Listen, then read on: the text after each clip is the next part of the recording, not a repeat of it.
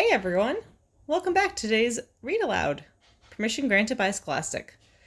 It's Geronimo Stilton's Wonderful World of Wizard of Oz, Chapters 6 and 7. Chapter 6, The Yellow Brick Road.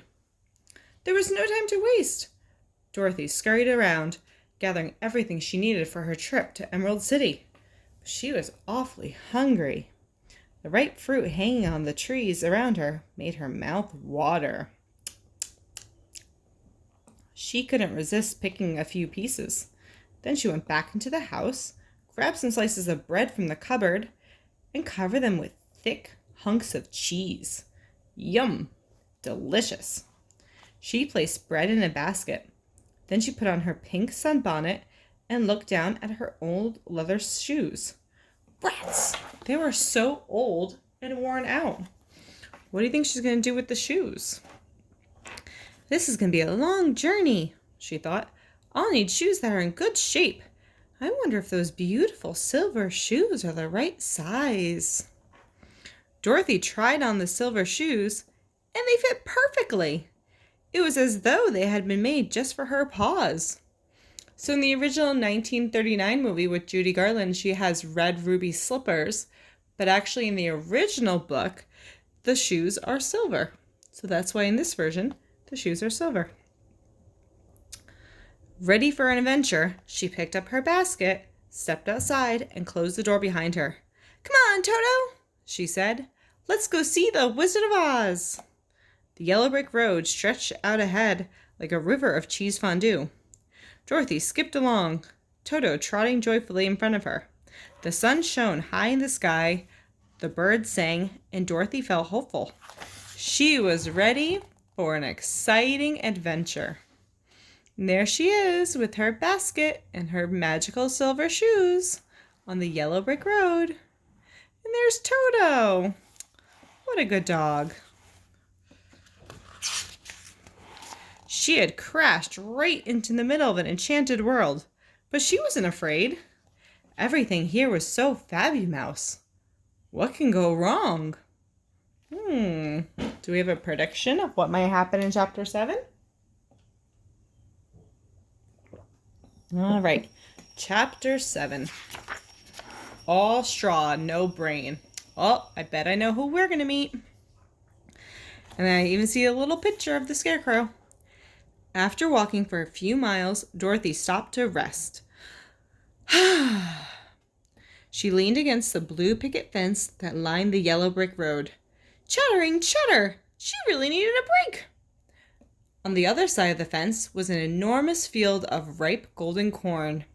A scarecrow stood guard in the middle of the field. Dorothy had seen many scarecrows in Kansas, so she knew that they kept crows out of the fields, but she'd never seen one that looked so friendly. She scurried over to get a better look. It was a head made of straw, stuffed, look how he's winking at her, and look at Toto, stuffed with a burlap sack with painted on eyes, ears, nose, and mouth. It wore an old pointed hat like the ones the Munchkins have worn. The rest of its body was made from worn out, faded clothes stuffed with straw. Just as Dorothy was admiring it, the Scarecrow winked at her. Why don't you wink? See if you can wink from both eyes. First your left eye, then your right eye. Squish, swish cheese on rye. How strange. Dorothy crept closer. Toto followed, barking and jumping up against the fence to get a better look. The Scarecrow bowed his head politely. Hello, he greeted them. How are you? Fine, thank you, Dorothy replied slowly. She wasn't too surprised that the Scarecrow was talking. After all, this was such an odd world. It seemed like anything could happen.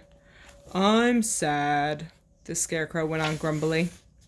It's awfully boring to be stuck here, up here all day. Oh, you poor thing. Can't you get down? Dorothy asked. The Scarecrow shook his head. I can't do it on my own, but if you can pull me from this pole, I would be so grateful. Dorothy opened the gate in the fence and approached the Scarecrow. Then she quickly pulled him off the pole. He hardly weighed a thing. Once he was down, the Scarecrow gave her a deep bow of gratitude. "You're so kind. Thank you. But who are you? And where are you headed?" Dorothy grinned. "My name is Dorothy, and I'm going to the Emerald City to ask the Wizard of the Oz to get me home." "Oz? Who is this wizard?" the Scarecrow replied, his eyes widening. She gasped. Let's gasp. "Chewy Cheddar! You don't know who he is." "Oh, I don't know anything about anything," the Scarecrow said with a shrug. "My head is full of straw, so I don't have any brains at all." Dorothy placed a paw on his shoulder. Poor Scarecrow. "But listen," he confided. "Maybe this wizard can give me a brain. I would really like to have one. I'm so tired of not knowing things." "Of course," Dorothy smiled. "Come with us. I'm sure the Wizard of Oz will help you. I hope you're not afraid of a long journey." "Oh, don't worry," the Scarecrow assured her. "The only thing in the world I'm afraid of is fire. My straw will go up in flames before you can even twitch a whisker."